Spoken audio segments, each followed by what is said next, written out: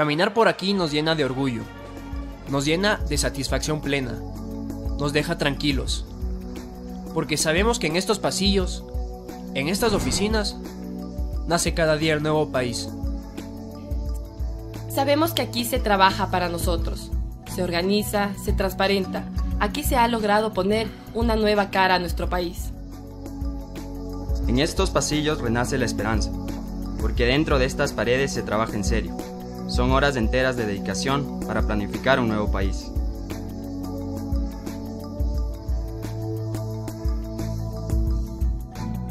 Pero no siempre fue así, no siempre hubo esperanza, no siempre se trabajó para nosotros, para todos. No siempre el país fue tan ameno como lo es hoy. En estas mismas oficinas, en estas mismas salas, en estas mismas paredes, la vida era otra.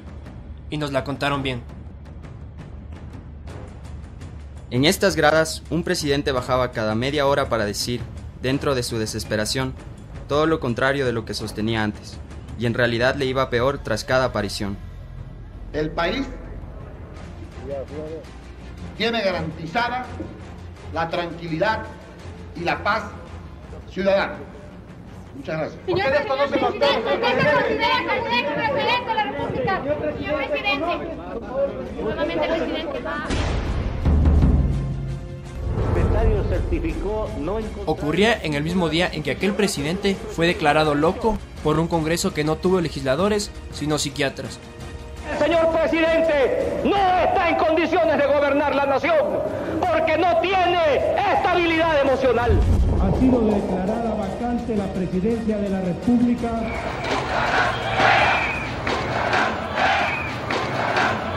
Los líderes políticos y el doctor Javier Alarcón. Se aprovechó un carnaval que terminó mojando a millones de ecuatorianos. La policía va a proceder a responder. Chefitero de la policía. Los amparos siguen. Camaradas, les pedimos por favor que la policía no siga echando gases. Se contrató una camioneta donde subieron todos. Nos dicen que la salida de ese presidente no se dio precisamente por la misma puerta por donde ingresó cuando ganó las elecciones. Cuentan que una mañana de febrero quienes estaban en la Plaza Grande, vieron sacar costales llenos que ingresaban a vehículos sin placas. Y cercanos colaboradores del presidente de la República han salido entre estos, que han confirmado ya, la hermana del presidente Bucaram, abogada del Bucaram, Andrés. Mientras, en el Congreso, un grupo de políticos se hacían de la presidencia de la República. Se va a poner fin a 6 oprobiosos meses. Casi a finales de la década de los 90. Gracias. Documentos, textos, la prensa nacional, todos nos acercan a esta realidad, la realidad que vivieron nuestros padres, la realidad que no conocíamos. No, pero este no fue el que estuvo preso. Qué pillo, qué bestia. Ese presidente que nos gobernó cuando ni siquiera íbamos a la escuela, dejó el gobierno y fue a la cárcel. Un solo voto en el Congreso y quedó como presidente de la República. Abarcó a todos siendo tan solo uno. Que el presidente de los ecuatorianos, elegido por el Congreso Nacional, desaloje al invasor y los concesioneros en esta misma tarde. Estábamos en la década perdida. Nacimos en los 90, cuando no hubo oportunidades, cuando lo de todos era para pocos. Abdalá Bucaram abandona el país en las primeras horas de la tarde.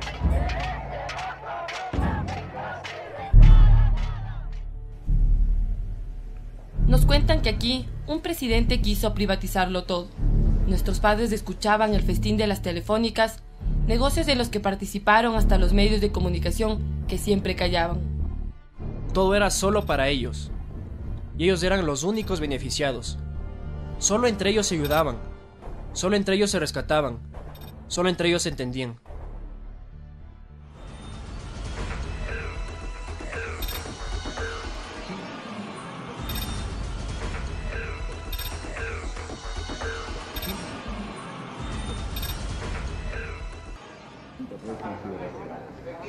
Y fueron tan descarados que armaron sus propias leyes y hasta sus propias constituciones.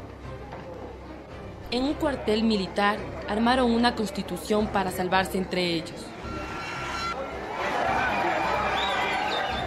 Hicieron marchas, se pusieron crespones negros en el pecho y dijeron que nunca se iban a huevar. Ustedes me conocen, yo no me ahuevo jamás.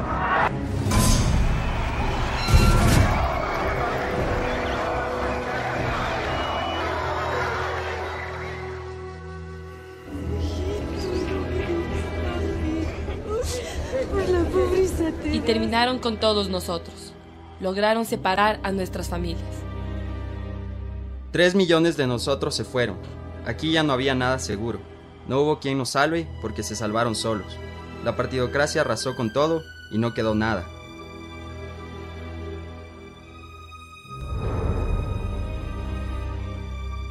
Recorriendo este salón los reconocemos. Reconocemos a ese presidente que cambió la moneda. Lo reconocemos. Jura usted por su honor reconstruir física y moralmente el país, anteponiendo los intereses nacionales a los particulares de cualquier persona, grupo, ciudad o región. Sí, juro.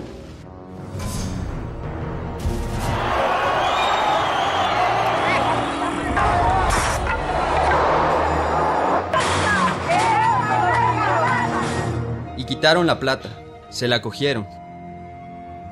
Está analizándose una posible ayuda, ¿sí?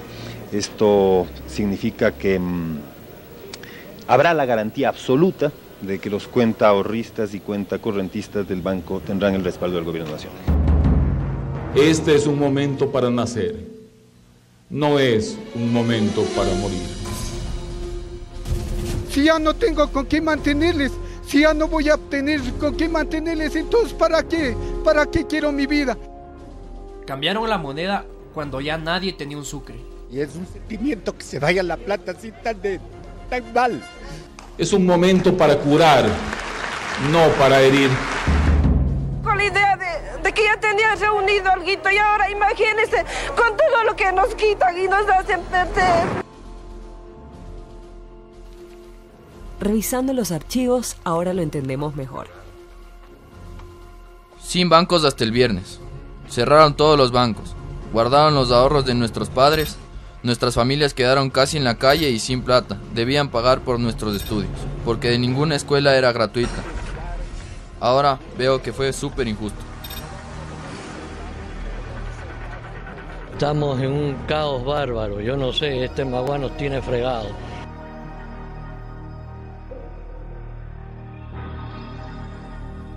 Nos dicen que ese presidente se rodeó de banqueros y su compromiso hacia ellos fue tan grande que fue a los únicos que salvó. Porque los demás, la mayoría de ecuatorianos, nuestros padres, quedaron sumidos en la pobreza. Nunca hubo tantos pobres en el país y quienes estaban al frente de la política económica ni siquiera se inmutaban. Engaños, engaños y más engaños. El ir a una incautación es el antimercado. Está fuera, completamente fuera de la filosofía de gobierno. Pusieron a personajes claves en todas las administraciones para autoprotegerse. En la gobernación del Guayas, y más tarde cuando estalló la crisis, un banquero estuvo al frente de la dura política económica. Lo llamaron superministro, el asesor económico más cercano al presidente que enterró el Sucre, el asesor más cercano al presidente que guardó los ahorros de nuestros padres, y dicen ahora que fue el presidente que salvó a los banqueros. Eran nuestros primeros años de vida. No sabíamos qué pasaba. Todo era oscuro, lleno de ruido. Ahora sabemos que todo fue un engaño. El gobierno jamás va a incautar, jamás va a confiscar las cuentas de nadie. Reclamamos nuestro dinero. ¿Quién se lo ha robado? El fruto de mi trabajo honrado en 84 años. No vamos a tocar un centavo de nadie. Y mintieron a nuestras familias. Ese presidente se fue y con él los banqueros. He llegado a la conclusión de que el sistema de dolarización necesario para el Ecuador.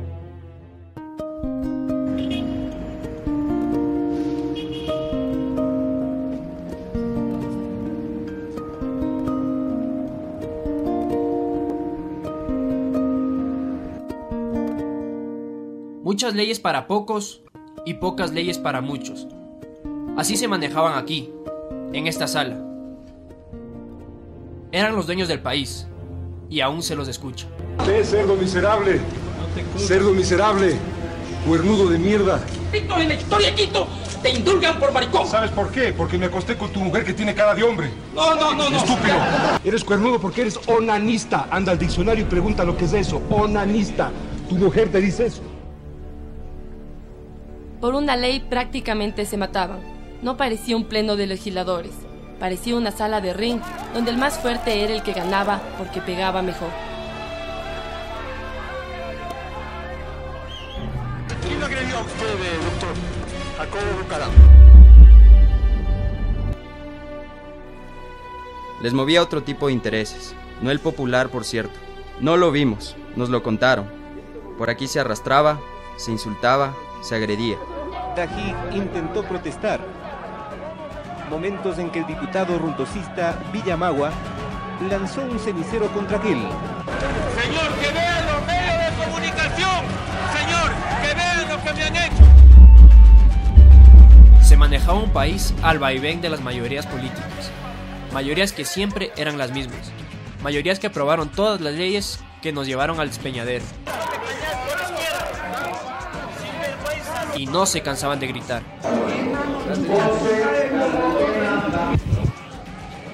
Ven para mearte, insecto, hijo de puta. No puedo pegarte, tengo que mearte. Ven para mearte, hijo de puta, maricón. Rata.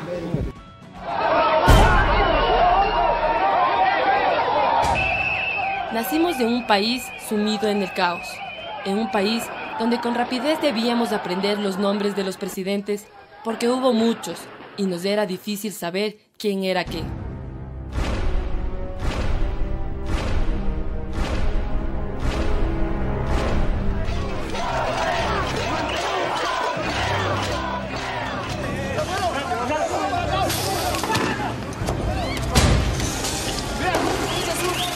Se parrearon la nación, bailaron encima de todos, hicieron que sus familiares los acompañen a gobernar, metieron a hermanas, cuñados, sobrinos, primos, tíos hasta de embajadores, y nada bueno salió de ahí.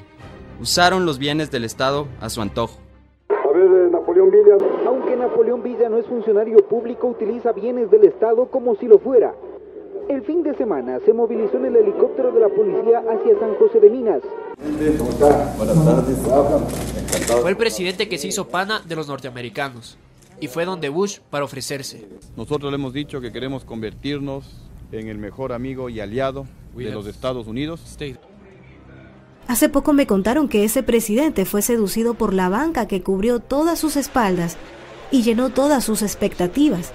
Llegaron donde el presidente Bush y Lucio y sus asesores, los asesores del más alto nivel, los mismos asesores que ahora se presentan como demócratas, como personas recatadas, pero son los mismos que en la Casa Blanca, allá en Estados Unidos, dejaron a nuestro país en manos de Bush. Ahora vemos en los archivos a banqueros como Guillermo Lazo, entregándose a los intereses de George Bush, de mano con el presidente que meses después fue votado por nuestros padres. Un presidente que nos entregó al Fondo Monetario Internacional y que para cubrir los apetitos de la banca nos dejó embargados, subiendo la gasolina y todos los servicios. Todo estaba por las nubes. Nuestras madres debieron aprender a multiplicar súper bien, porque como se decía en mi casa, no había sueldo que avance.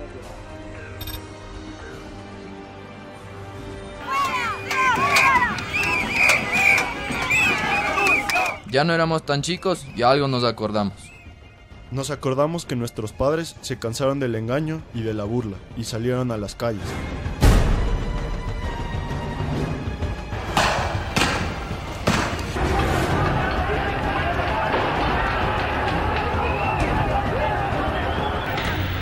Ahí está, bala. Fírmela a ese. Ya le estoy grabando. Se cansaron.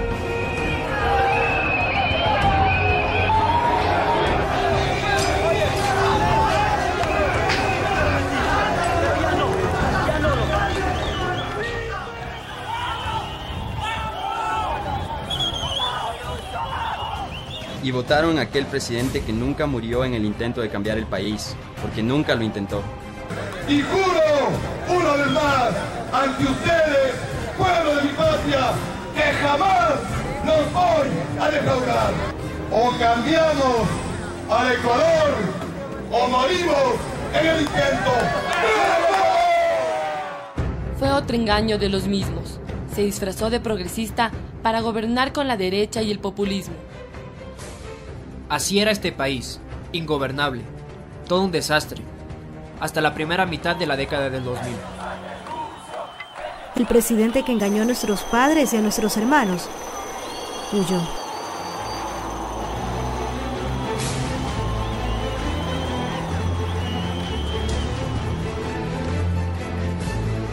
Dicen que ese presidente fue tan entreguista que tras haber estado asilado en Colombia y en su regreso a Ecuador para permanecer preso en el penal García Moreno, dio cuentas a los Estados Unidos de sus movimientos, y tal como lo hizo hace meses con el presidente de la Casa Blanca, con el presidente Bush. Ahora lo hacía con la embajadora norteamericana, que lo llamaba a pedirle cuentas en el mismo avión que lo traía de regreso a Quito semanas después de su caída. Al parecer, tenía la costumbre de reportar todos sus movimientos a la embajada de Estados Unidos. Ya le pongo, ya un momentito, por favor. Aló, aló, aló, aló, aló, aló. Los forajidos, como se les denominó a nuestros padres, conocieron a un noble político que rápidamente se ubicó en el corazón del pueblo. Yo soy de la escuela menos común en los actuales momentos en economía, la escuela del sentido común. Y soy el forajido 0908813512.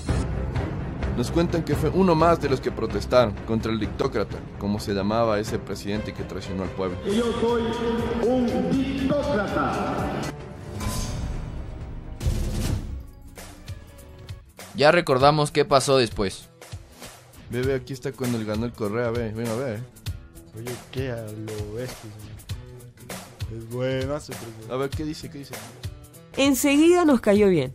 Desde el principio vimos que era un presidente joven, un presi bacán. Queremos ya un presidente joven que ame la vida, que enfrente la muerte, la tuya, la mía, de un perro. El país que conocemos es muy diferente al que acabamos de descubrir en los archivos, en las fotos, en las conversaciones con nuestros padres. Muy diferente al país de nuestra niñez, cuando ni siquiera se podía viajar con seguridad, en medio de carreteras destruidas. Ahora se llega seguro a cualquier lado, porque las vías son amplias, de primera calidad. Mis tíos dicen que antes, a propósito, se construían malas vías, porque en pocos años podían volver a negociar y aumentar las ganancias. Era el círculo vicioso de todos los gobiernos. Ahora lo sé. Buenos días, ¿cómo le va? Tiene una vueltita. Se ve lo que ha hecho, buenas inversiones, buenas vías a nivel del Ecuador. Claro, sí. Queda un gusto ir por las carreteras ahora, ¿o no? Sí, Revolución Ciudadana está en marcha y todo bueno para lo que era antes. Magnífico, todo bien, buenas vías. Buenas carreteras. Toda pasta. Yo viajo, imagínense, yo estoy viniendo de Tulcán. Avanza a Santo Domingo, Carlos Santo Domingo, ¿a dónde me voy? Pero todas las vías están buenas. Y hay miles de kilómetros asfaltados y de concreto. Kilómetros que nos llevan a todo lado, que unen al país, que unen familias, que unen regiones. Hola. Hola. ¿Qué tal les va? Bien, todo bien, bienvenidos. Gracias. En la costa el invierno ya no parece ser un problema, porque las carreteras son duras, compactas, vías de calidad para que nuestros primos puedan sacar sus productos al campo, para que sus animalitos puedan ser comercializados en los grandes mercados de las grandes ciudades. No entiendo por qué antes no fue así. No entiendo un por qué si veo que ha sido fácil hacerlo. Solo se necesita trabajo y honestidad. Tan solo eso. Aunque eso que parece muy básico y simple nos dicen que nunca hubo. Sí estoy en condiciones de pedirles el 10% de coima a las empresas constructoras. Ya fue el colmo, el ministro de aquel presidente que se fugó pidiendo públicamente coima a los contratistas. Yo no sabía eso y me acaban de contar. Ahora entiendo por qué antes nada funcionaba, porque antes las carreteras siempre estaban en pésimo estado, porque antes los puentes estaban destruidos, porque antes las ciudades permanecían abandonadas. Ahora sé por qué ni siquiera habían puentes.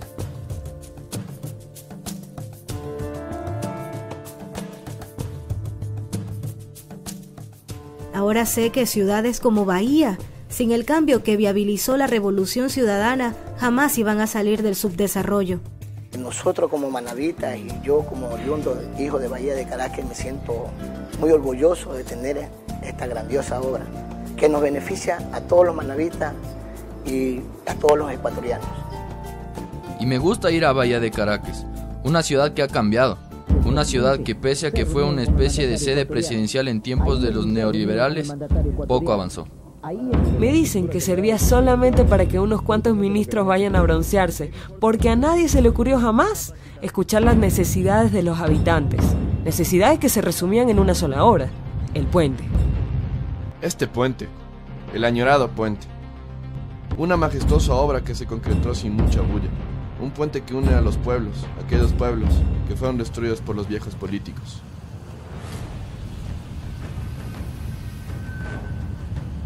Era el viejo país y ahora lo sé. El país de las gabarras, de las demoras, el país de la partidocracia.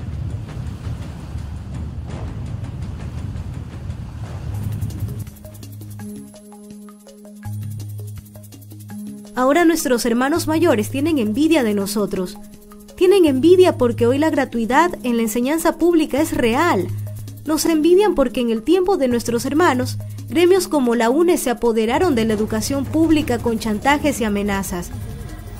En Quito los colegios permanecen vacíos. El paro de los maestros continúa. Es el Consejo Nacional de la UNE. Nos envidian porque dicen que nuestros hermanos jamás iniciaban clases temprano. Y pensar que nosotros nunca jamás hemos tenido un paro de maestros. ¡Qué cambio la plena! Hola, bienvenidos a mi colegio. Gracias. ¿Cómo se llama tu colegio? Julio Moreno Espinosa. ¿Y toda tu vida has estado aquí? Sí, desde el primer curso. Es el mejor colegio de Santo Domingo. Sí, ¿y es privado o es...? Es del Estado, es fiscal.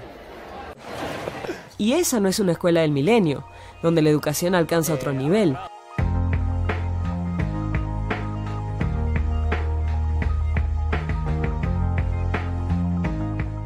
Ahora veo que la mejor educación llega a donde ni se pensaba que llegaría. Unos panas indígenas de Imbabura tienen todo. Ni los colegios más aniñados de Quito se les iguala. No conozco, pero he visto en televisión que esa escuela del milenio es a lo bestia. Por eso somos envidiados. Porque tenemos la suerte de formar parte de la generación de la revolución.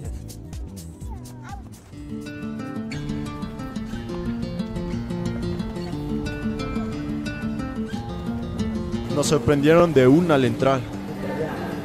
Aquí no había nada, ni siquiera un pequeño dispensario. Ahora en cambio, un tremendo hospital. Como en las películas. Es lo que conocemos, lo que estamos acostumbrados a ver, porque esto para nosotros es normal.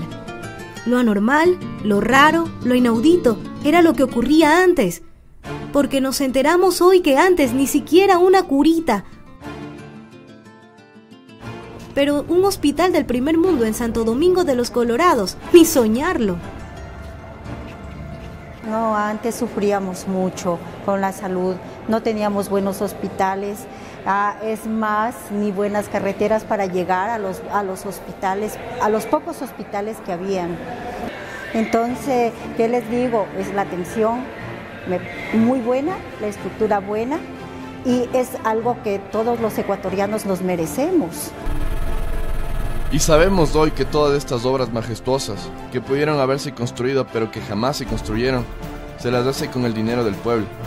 Este dinero que antes servía únicamente para pagar deuda, para que los organismos internacionales hablen bien de nosotros, para que hayamos sido considerados en los planes del Fondo Monetario Internacional como países aliados, para que la supuesta imagen de Ecuador esté al alza, tan solo para que unos cuantos burócratas estén contentos. Y Ecuador tiene que saber que necesita caballos, y necesita 10 caballos. porque tienen experiencias. Pienso que somos nosotros los ecuatorianos y son los extranjeros los que nos deben asesorar. Ese mismo dinero que volaba a todos lados sirve hoy para esto. Aquí todo avanza a un ritmo que no se había visto antes. Cumplir los objetivos planteados es la consigna de cada uno de los trabajadores. Todo esto forma parte del nuevo país. Me quedé maravillado, no pensé que fuera tan bacán y tan grande. Me dicen que aquí se garantizará la energía por años. No sé mucho de ello, pero les creo porque en verdad es a lo bestia. Y sé ahora que hay muchas más. Sabemos también que nunca se planificó, que nunca se dio importancia a las megaobras, que nunca hubo megaobras, que para que haya luz dependíamos de las lluvias. Nos cuentan de la hora Sixto y de los efectos posteriores, de las décadas que tuvieron que pasar para que se piense en la nueva matriz energética y las décadas para que ésta se concrete. La medida rige para todos los ecuatorianos. Todos comenzaremos el día con una nueva hora oficial. Era el viejo país. El mismo país de los tramitadores, de las coimas, de la corrupción. Nos enteramos que antes hasta se vendían identidades y que bastaba tan solo algo de dinero para contar con identificaciones falsas que pasaban como legales.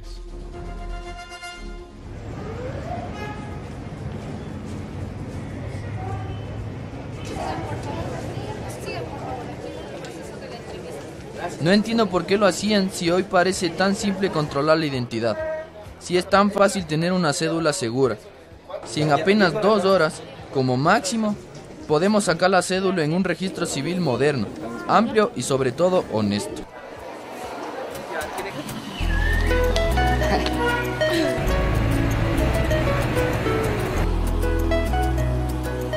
La misma honestidad que se ve, que se siente y que flota en el ambiente cuando recorremos por el ferrocarril. Fuimos viendo cómo se recupera el tren. Hemos sido testigos de su rescate.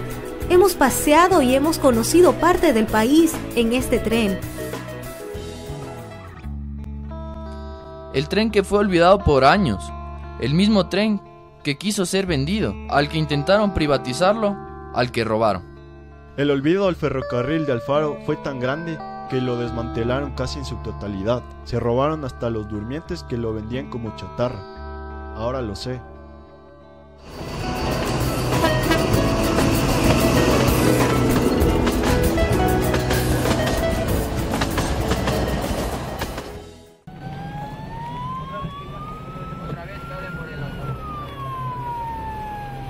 Patrullajes normales. Esto es habitual y no está fuera de lo común, ni tiene nada de raro. No debería tenerlo porque es frecuente y nos acostumbramos a él. Nos acostumbramos a ver cómo la policía sale a las calles bien armada, bien equipada, con buena comunicación, con seguridad. Es común para nosotros que los cuarteles policiales sean los lugares ideales para descansar, y no nos imaginamos cómo es que antes eran casi unos tugurios. Esto para nosotros es normal, pero para nuestros hermanos mayores y nuestros padres, esto es lo fuera de lo común. Porque antes, en el tiempo de ellos, los policías ni siquiera tenían balas, peor armas o chalecos protectores. Era común ver cómo se hacían colectas para intentar equipar a los uniformados, cuando hoy, en nuestro tiempo, todos están perfectamente equipados.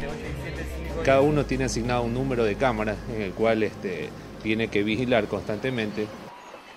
En nuestro tiempo siempre hay algo que empieza, algo que avanza y algo que concluye. Por eso tenemos más y mejores oportunidades que nuestros mayores. A la familia de nuestros padres nunca les ayudaron.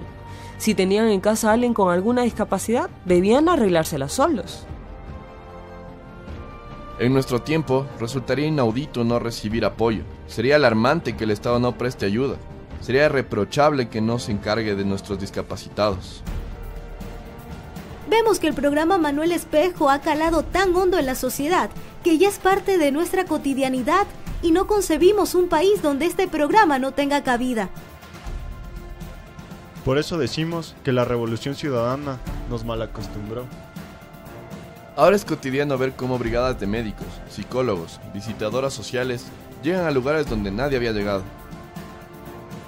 Estamos mal acostumbrados y por ello ya no aceptamos un país donde lo social pase a segundo plano, como me dicen que fue antes. ¿Cuánto dinero tiene en el banco?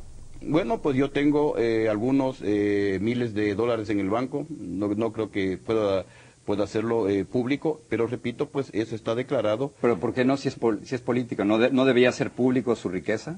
Sí, es pública. Con las casas, con todo lo que tengo, debo llegar pues ya aproximadamente unos 400,000, 500,000 dólares. No recuerdo exactamente pues cuánto tengo en los bancos, pero debe estar alrededor de unos 900,000 dólares. Ahora sé que nuestros abuelos clamaban por la atención médica que les llegaba a cuentagotas.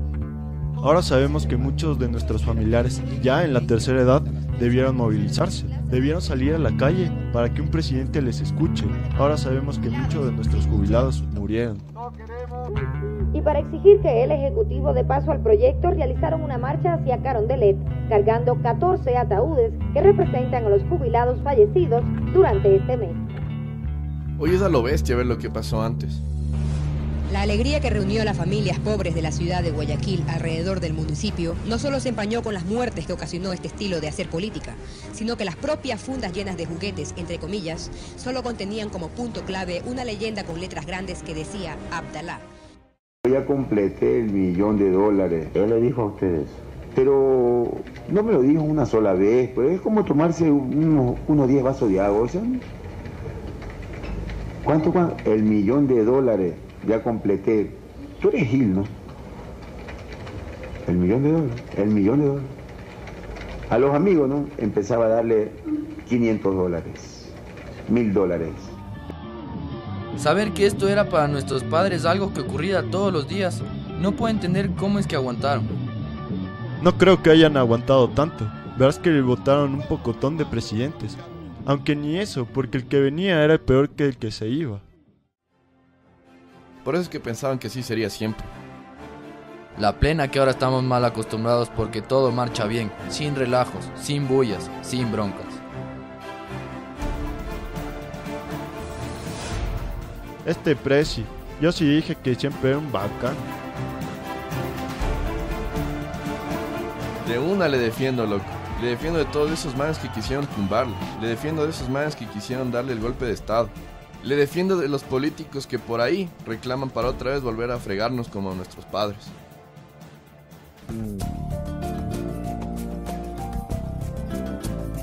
Pero qué va, loco.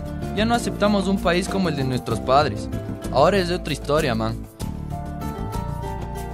Ahora es época de la revolución. Y esta revolución la plena que nos gusta.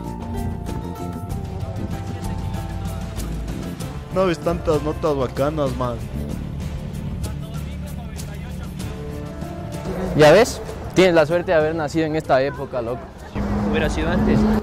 Pura piedra, loco, ¿no? Y ahora sé que tengo suerte de haber nacido ahora, güey. Porque si nacía antes... Vamos en bus, ¿qué busco, Gem?